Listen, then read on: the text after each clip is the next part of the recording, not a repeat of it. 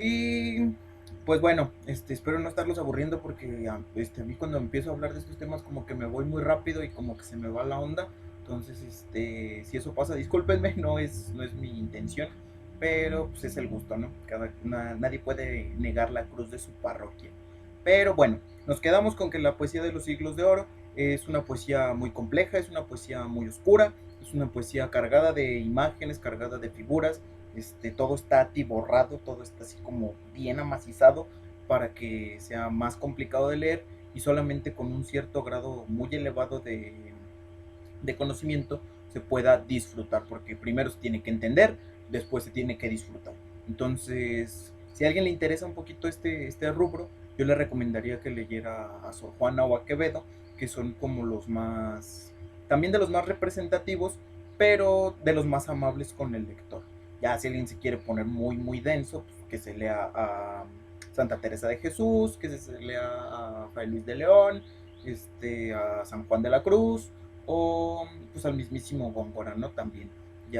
Esos son algunos de los exponentes principales de, de la poesía de los siglos de oro. De hecho, este fenómeno es curioso porque todos los personajes que acabo de nombrar son españoles, a excepción de Sor Juana.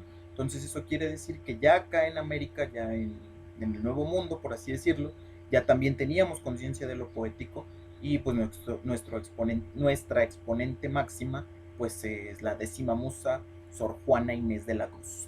Entonces ahí queda más o menos el dato para quien esté interesado en checar esto.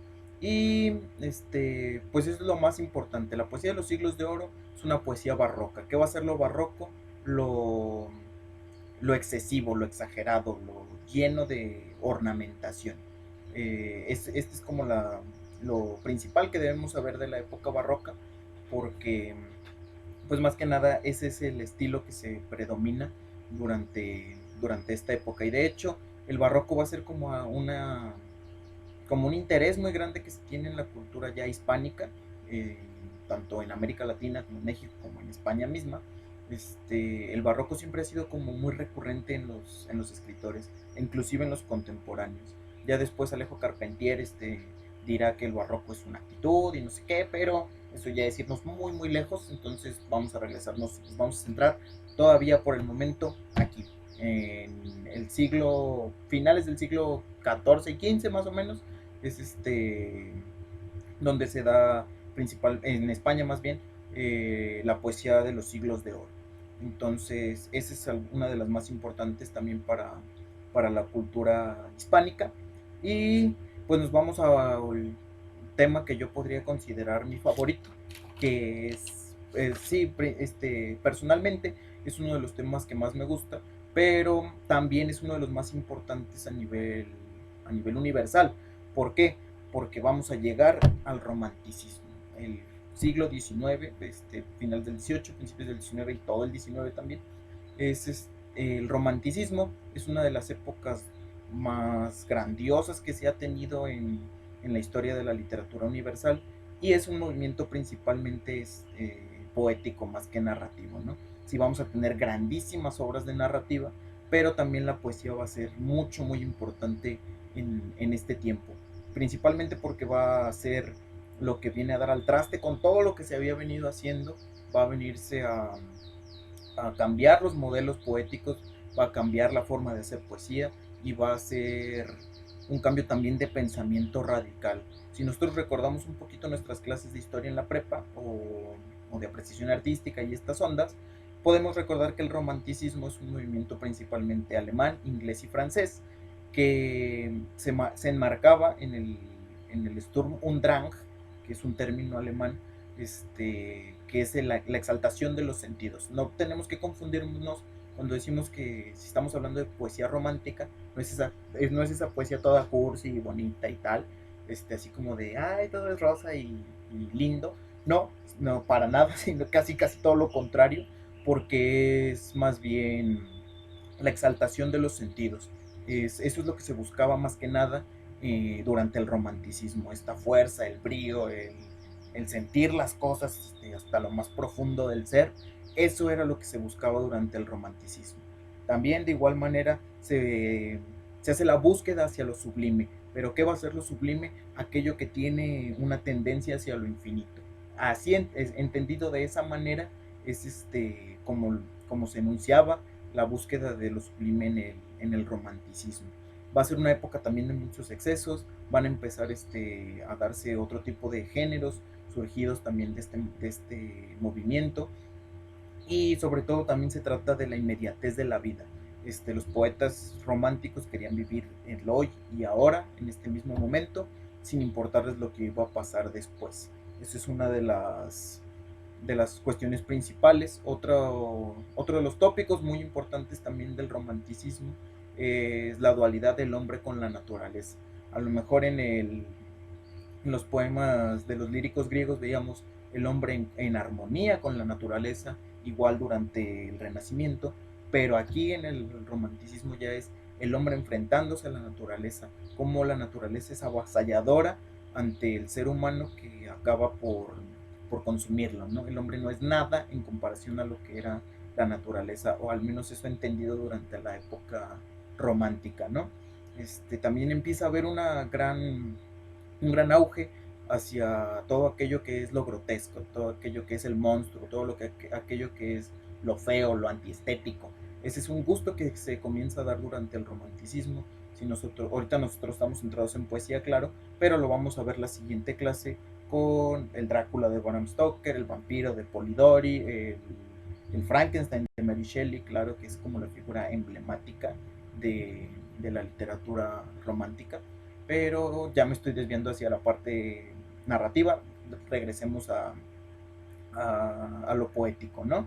Entonces, lo abominable también va a ser una de las cuestiones que más se van a tener durante la época romántica, porque va a ser toda aquella transgresión de lo que nosotros somos, pero no queremos aceptar. Entonces, por eso se da tanto este gusto por el monstruo. El monstruo somos nosotros mismos, deformados y con todos nuestros defectos que tenemos, y esa va a ser la representación del monstruo. Entonces, por eso es muy importante entender esta parte del periodo romántico, porque pues va a plantear desde la filosofía también qué es lo que estamos haciendo nosotros ya como una humanidad, quiénes somos, por qué estamos aquí y por qué lo estamos haciendo de esa manera. Una dualidad entre el hombre y sí mismo es otro de los términos más populares usados en el romanticismo. De igual modo, los desdoblamientos del yo, pero no tanto emparentados como los haría la literatura europea contemporánea, sino más bien cómo explicarlo, es que esto está un poquillo complejo. Bueno, lo voy a dejar ahí en stand-by y se los digo en la siguiente sesión. Pero también lo que se buscaba más que nada era la inspiración del placer y del terror. Otra vez vamos a regresar a lo mismo, de que lo principal era la hora, era el día que se vivía, y eso era lo que más le importaba a los poetas. Entonces, si mañana iban a seguir vivos o no, no les interesaba, mientras en el día de hoy se pudiera hacer todo lo que ellos tenían en gana. Entonces, pues también se da esta dualidad entre el yo y el otro, por así decirlo. Ese es más o menos a lo que me quería dar a entender hace un momento. Y la fascinación por el monstruo, el reflejo de nosotros mismos, todos nuestros defectos tergiversados, van a ser algunos de los tópicos como más ocurridos por la literatura romántica, ¿no? Y una de las cuestiones también muy interesantes que se tienen es este gusto por lo oculto y por lo brujil, por la brujería, pues. Se da una especie de gusto por ahí extraño, y pues todos los poetas empiezan a querer estar en un estado alterado de conciencia para poder acceder a esos planos suprasensoriales que les permitieran un trance poético mucho mayor. ¿Cómo lo van a conseguir? Con una bebidita muy famosa durante la época romántica, que se llamaba la absinta o la absenta, que era un licor verde hecho a base de ajenjo, una hierba venenosa, y opio o láudano, que provocaba alucinaciones y en muchas ocasiones hasta la muerte. Muchos poetas se murieron de tanto beber absenta. Pero el chiste de esto es, como dato curioso ahí para el recuerdo, que se bebía prácticamente pues solo, y se utilizaban unas copas altas con una cucharita especial que era como una especie de colador, y a la bebida en sí misma, a la absenta, era conocida como el hada verde porque precisamente provocaba alucinaciones y era un licor pues verde, no valga la redundancia. Pero había todo un ritual para beber la absenta, no cualquiera, no se bebía de cualquier manera ni así como a la y se va. Como toda la esencia romántica tenía que ser todo un ritual, tenía que ser un proceso, tenía que ser algo muy elegante, tenía que exaltar a los sentidos también, y lo que se hacía era poner una copa alta, ponerle una cucharilla de metal con, con terrones de azúcar y después vaciarle un chorro de agua fría al azúcar para que de esta manera todo el terrón bajara por la cucharilla especial, y se daba un proceso al que llamaban el cambio de la diosa verde a la diosa blanca, donde el azúcar hacía reacción con el agua fría y el licor, y entonces era así como de que subía y lo verde se volvía blanco. Entonces esa era como la ascensión de la diosa blanca en superación a la hada verde, ¿no? Entonces, hay nada más como datillo curioso, si quieren búsquenlo en internet, ahí está, cómo era todo este proceso de la absenta para los poetas románticos. De aquí también se va a dar, una serie de inspiración para otros poetas, como van a ser los simbolistas, los ascetas, los parnasianos, y se van a empezar a dar también estos poetas malditos, ¿no? Que son aquellos que están desencantados de la vida, que viven en un estado de decadencia total, que tienen más emparentamiento, se emparentan más con la muerte, con la podredumbre, con lo bajo. Con todo esto va a ser otro de los temas también centrales que nacieron a raíz del romanticismo. Entre ellos van a estar Rimbaud, Baudelaire, Mallarmé, etcétera, etcétera. Pero los principales representantes de la poesía ¿cómo se llama?, del romanticismo, pues van a ser Hölderlin en Alemania, va a ser Shelley, Percy Bysshe Shelley en Inglaterra, con John Keats, con Lord Byron, y también Samuel Taylor Coleridge y William Wordsworth en Inglaterra. Son algunos de los representantes máximos así de la poesía romántica de aquellos tiempos.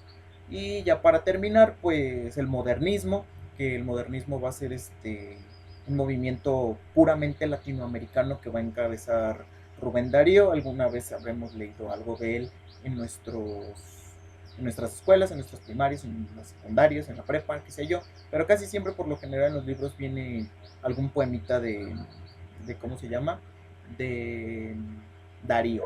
Entonces va a ser la figura emblemática del modernismo, y va a ser una vanguardia que se va a adoptar en bueno, no en todo el mundo, sino principalmente en España y en Francia, lo cual reivindica también la forma de hacer literatura en Latinoamérica. La mejor vanguardia que tuvo Latinoamérica fue precisamente el modernismo.